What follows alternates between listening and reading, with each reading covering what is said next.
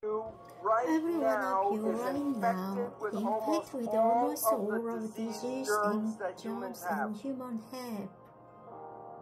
Some people think Some of people growth think from of a growth from a baby to an adult. to an adult. But everybody needs to Everybody grow needs to grow every day. every Even day. if you're Even if 100 you're years 100 old, you need years to old, grow you need to every grow day. every And the day. reason And is reason that is your that your cells are cells dying every day. Billions and Billions billions of of cells cells, like the lining of the gut has to be replaced every 3 days. That's why That's why chemotherapy is very very toxic. toxic. Because chemotherapy kills dividing cells, whether they're cancer cells or normal cells. That's why people that are on chemotherapy have trouble with digestion, and their hair falls out and doesn't come back, and the skin doesn't grow well. So if your days are filled with stress, then you are putting lots of hormones in your body to direct you for fight or flight. And that is why you start to get sick when you're under stress, because you are not replacing the cells at the normal rate. Okay, now there's another important effect about stress. When the hormones go from the hypothalamus to the pituitary and then to the adrenal gland, it releases the stress hormones. As I said, the stress hormones cause the blood to go from the gut to the periphery because the hormones squeeze the blood vessels in the gut closed. And the function of the stress hormones is to take the energy of the body and get it all to run and fight. So the stress hormones will shut off the functions of things that will not be needed in fight or flight. One of the most important uses of energy in the body is the immune system. Now think of this, the logic. Let's say you have a bacterial infection and you have diarrhea, and a lion is chasing you. How much energy should you put in to fight the infection, and how much energy should you put in to run away from the lion? Forget the immune system, because if the lion eats you, then the bacteria are his problem. So the issue is this. Stress hormones shut off the immune system. And the significance is every one of you right now is infected with almost all of the disease germs that humans have. Right now, if I take a blood sample, I will show you all have viruses and bacteria and parasites. And you might say, well, if I'm infected, then why am I not sick? Because if your immune system is working properly, it will suppress these parasites and germs. But the moment you start to shut off the immune system, then these organisms begin to start growing again. So the idea that you catch a disease is not really true. You already have the disease.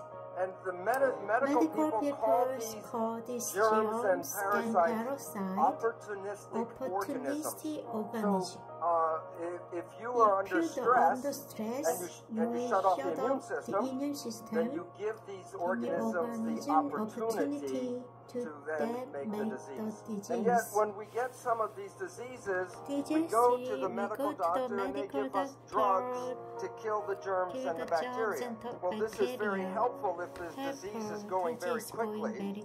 That was not the problem in the first place. The problem was stress that shut off the immune system. So to get healing is, okay, treat the disease, but also treat the stress. Okay, so now we have two problems with stress. It shuts off growth and it shuts off the immune system. There's a third problem which I call adding more stress. It's adding more stress. The third problem. When you are in fight or flight, do you think you use conscious reasoning or reflex behavior? You use reflex behavior. So very important, listen, the stress hormones, I said before, squeeze the blood vessels in the gut, causing the blood to go to the periphery. But when the stress hormones come into the body, they also go to the brain, and they squeeze the blood vessels in the front of the brain where consciousness is to push more blood to the back for reflex behavior. That means when you're under stress, you are less intelligent. It's like the cells. People move toward positive growth attraction signals, and people move away from fear or threatening signals. Okay. Now, the issue is when we are in this direction in protection, we shut off growth, and that's when illness starts. So when we're on this side of the scale, protection leads to disease, and growth leads to wellness. And I said, well, what causes this disease? And the answer is stress. Now, here's the problem that people do not realize. If I just remove the stress from my life, where am I on the scale? It's zero. If you want wellness, it's not just the absence of stress. You need the joy and the love to go to growth. There's nothing wrong with the body. It's just sending the wrong signal at the wrong time. So if you change your thought and your mind, you can change the biology. And this mind is a primary cause of illness on our planet today.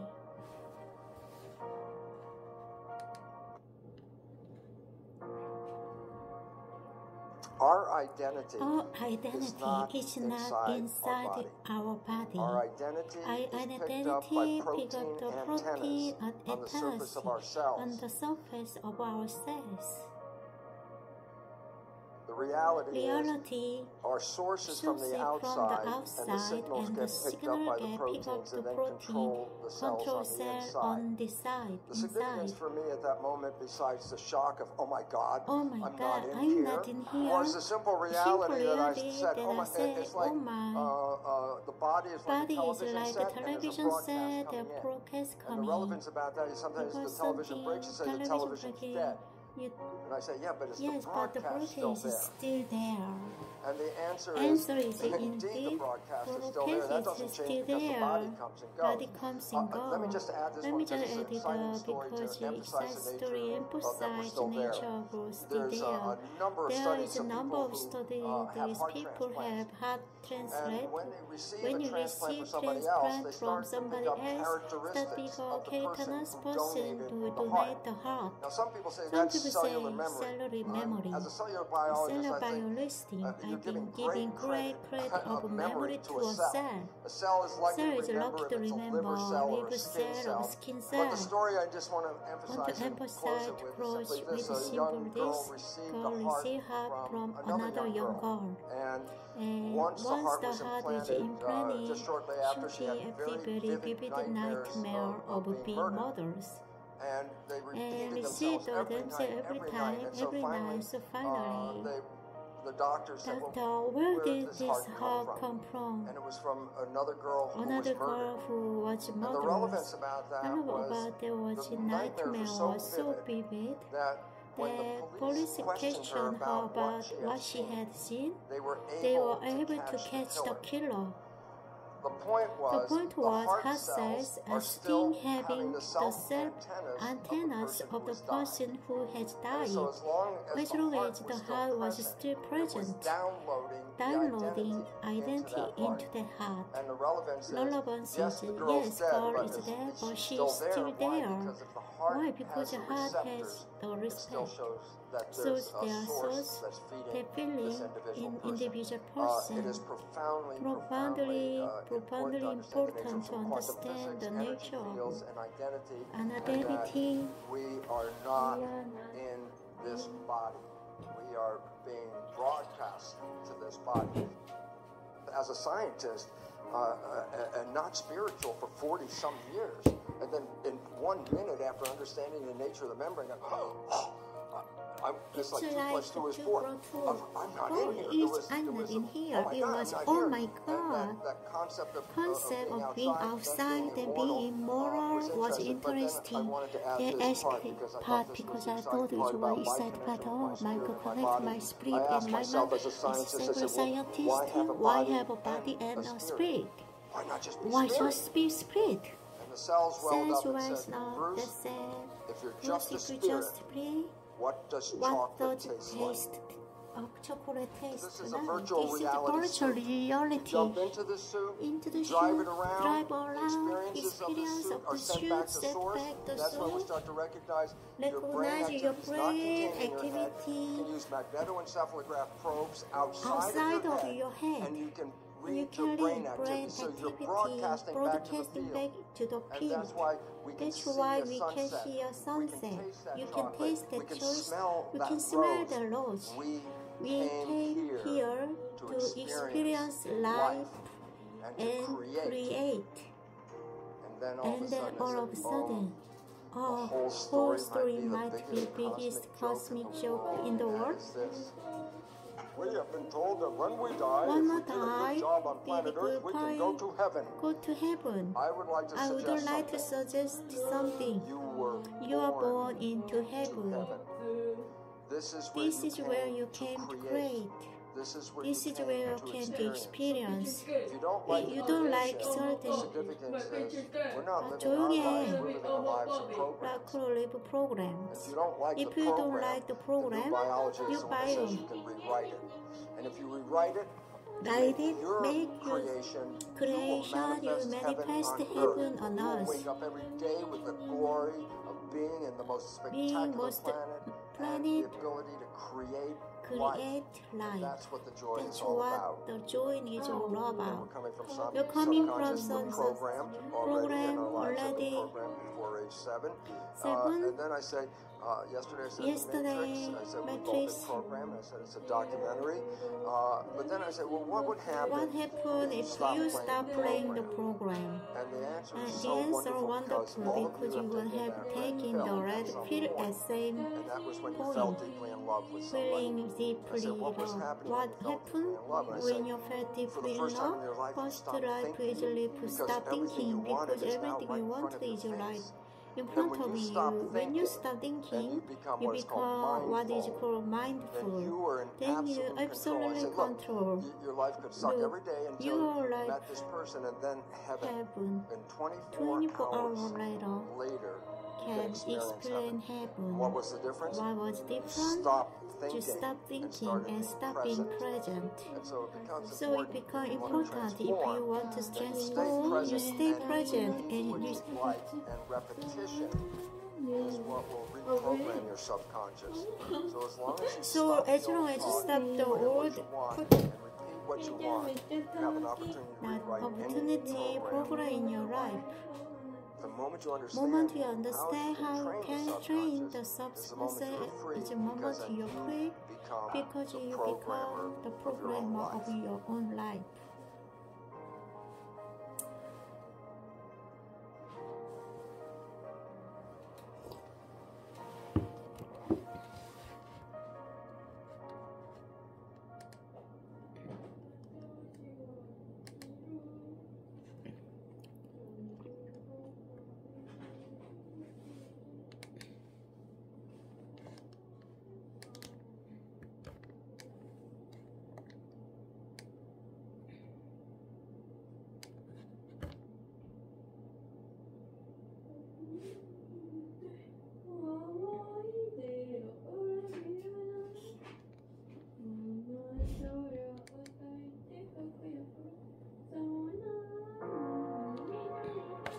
You are made out of 50 trillion cells, and the cells are the living entities.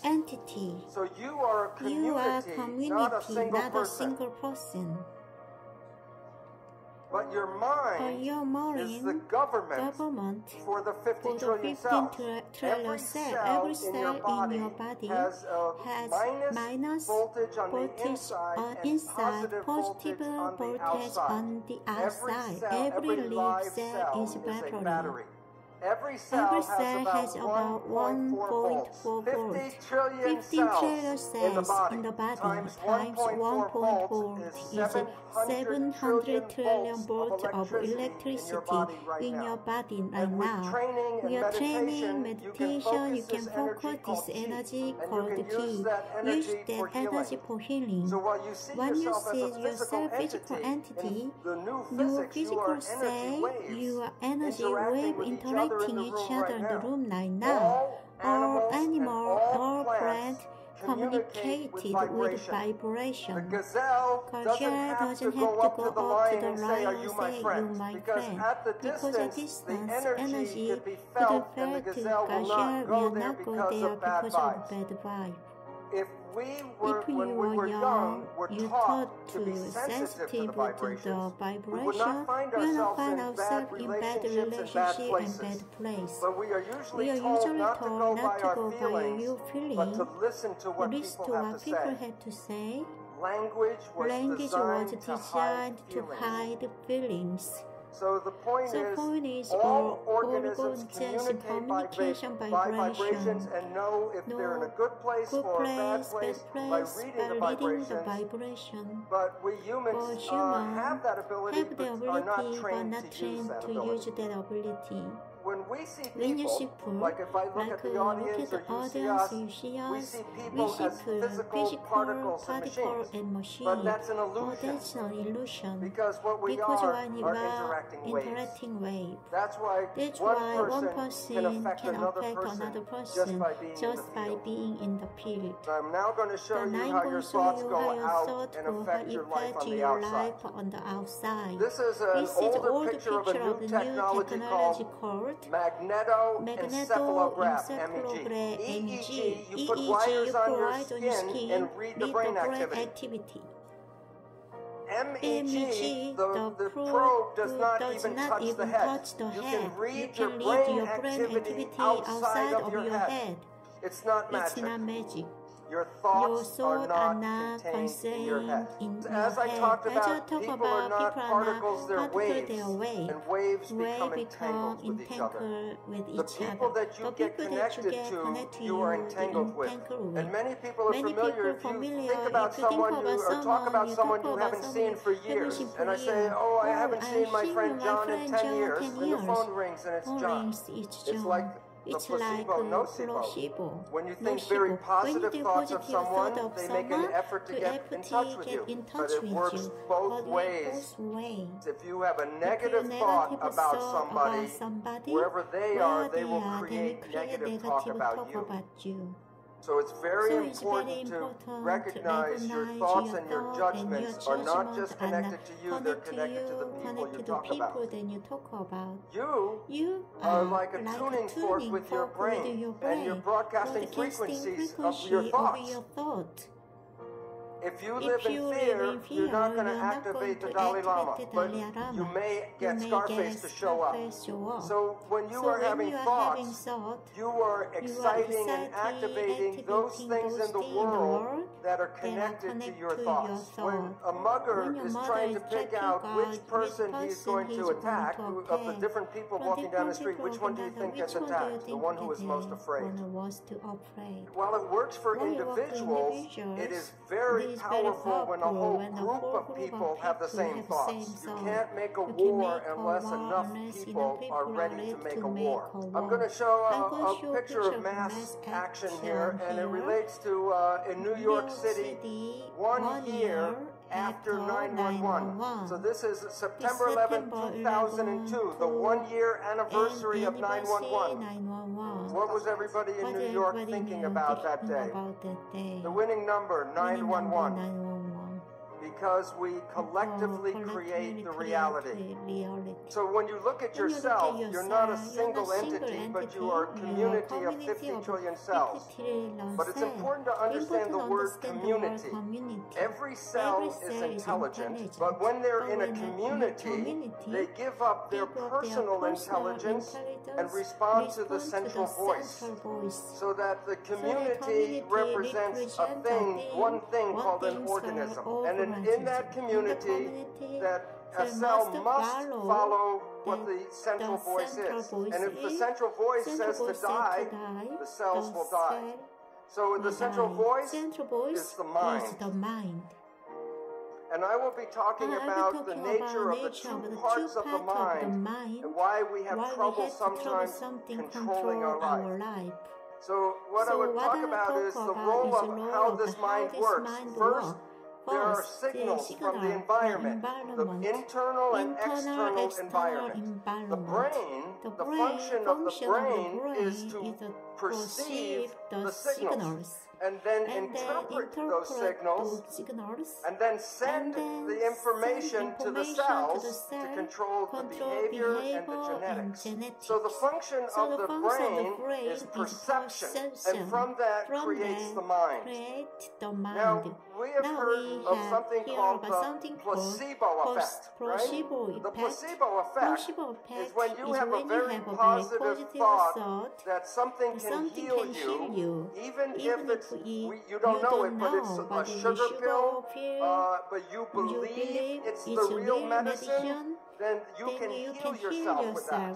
So the pill didn't heal you, it was the thought that healed you. Statistics reveal that 1/3 of all medical healings, including surgery, are the result of the placebo effect.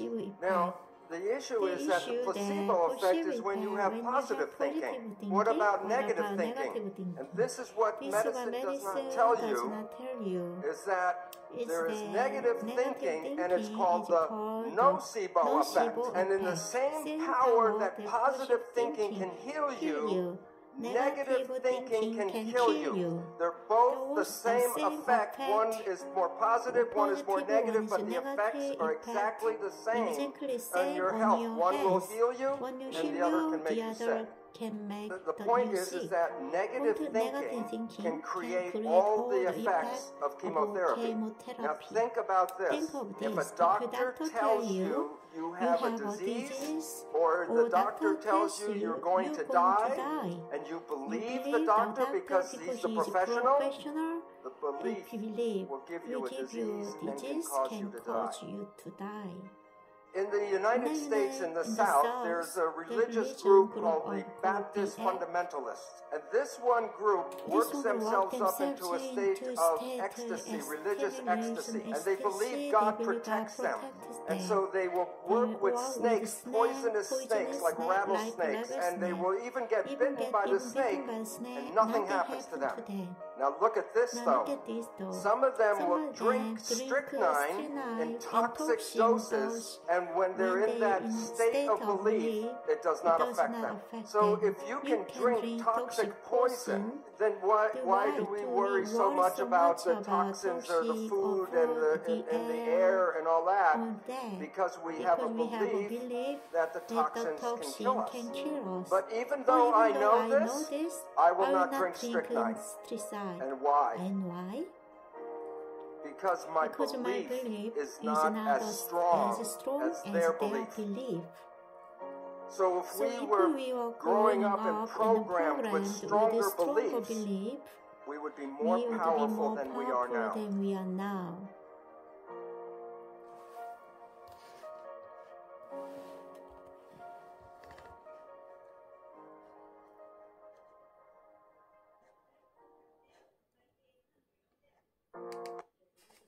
Every one of you right now is infected with almost all of the disease germs that humans have. Some people think of growth from a baby to an adult, but everybody needs to grow every day. Even if you're 100 years old, you need to grow every day. And the reason is that your cells are dying every day. Billions and billions of cells, like the lining of the gut, has to be replaced every 3 days. That's why chemotherapy is very toxic. Because chemotherapy kills dividing cells, whether they're cancer cells or normal cells. That's why people that are on chemotherapy have trouble with digestion, and their hair falls out and doesn't come back, and the skin doesn't grow well. So if your days are filled with stress, then you are putting lots of hormones in your body to direct you for fight or flight. And that is why you start to get sick when you're under stress, because you are not replacing the cells at the normal rate. Okay, now there's another important effect about stress. When the hormones go from the hypothalamus to the pituitary and then to the adrenal gland, it releases the stress hormones. As I said, the stress hormones cause the blood to go from the gut to the periphery because the hormones squeeze the blood vessels in the gut close. And the function of the stress hormones is to take the energy of the body and get it all to run and fight. So the stress hormones will shut off the functions of things that will not be needed in fight or flight. One of the most important uses of energy in the body is the immune system. Now think of this, the logic. Let's say you have a bacterial infection and you have diarrhea, and a lion is chasing you. How much energy should you put in to fight the infection, and how much energy should you put in to run away from the lion? Forget the immune system, because if the lion eats you, then the bacteria are his problem. So the issue is this. Stress hormones shut off the immune system.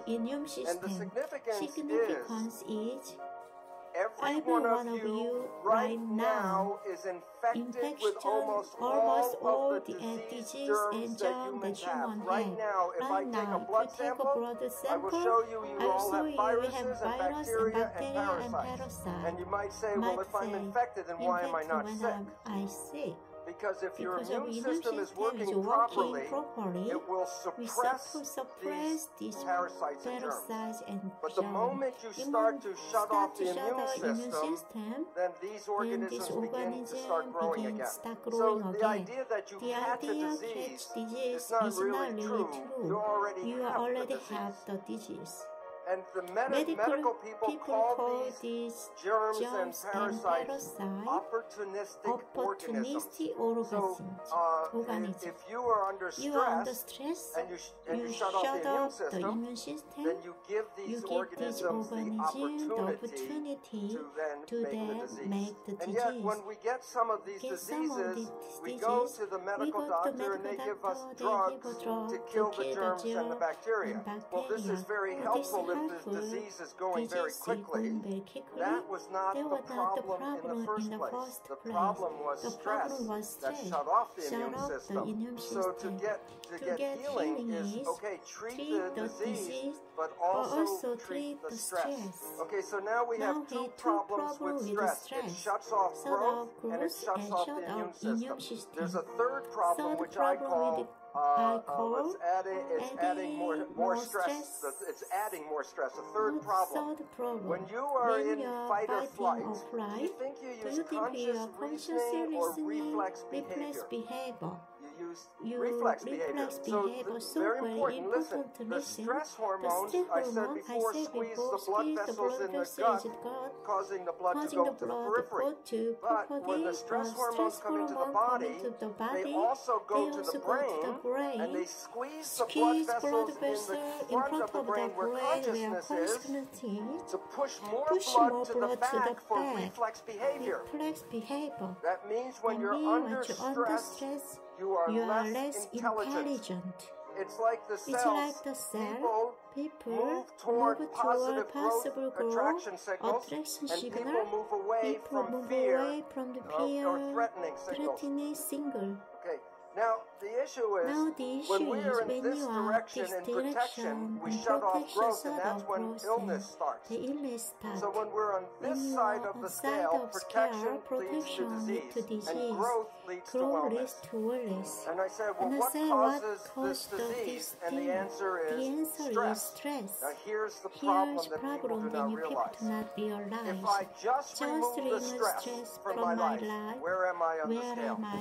It's zero. If if you want wellness, it's not just the absence of stress. You need the joy and the love to go to growth. There's nothing wrong with the body. It's just sending the wrong signal at the wrong time. So if you change your thoughts and your mind, you can change the biology. And this mind is the primary cause of illness on our planet today.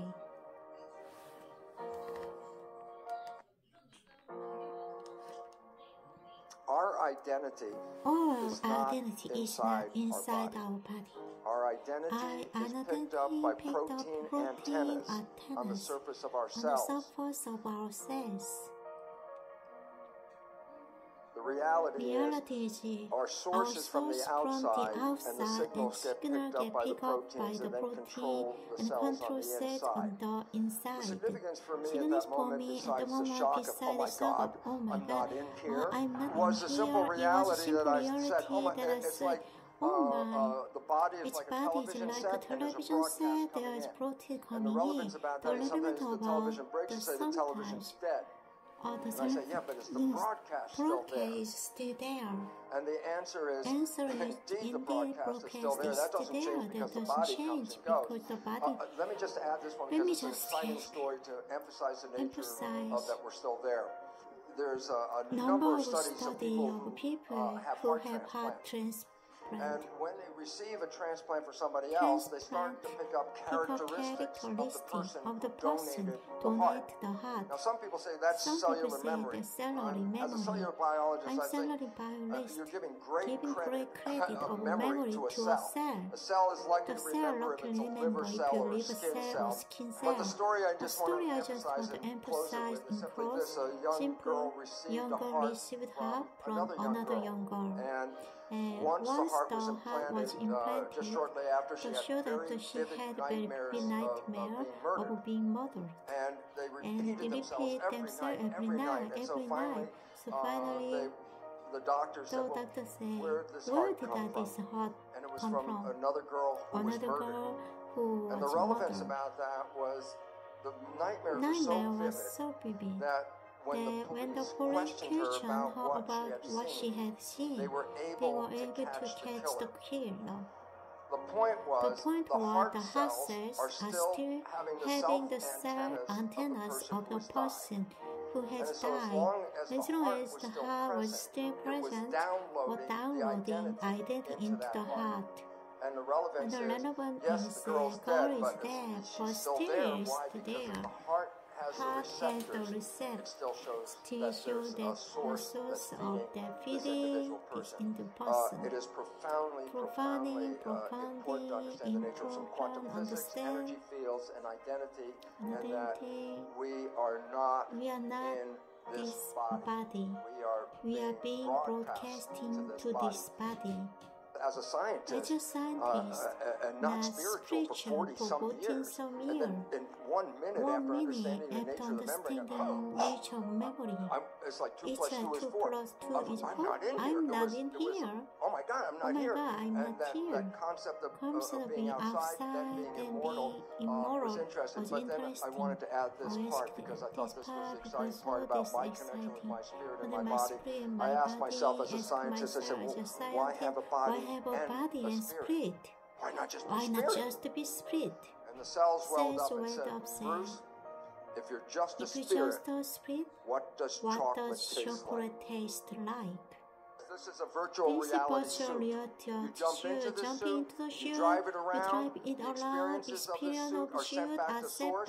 That's when we start to recognize your brain activity is not contained in your head. You can use magnetoencephalograph probes outside of your head, and you can read your brain activities, broadcast back to the field. Just why you can see a sunset, we can taste that, we can smell the road.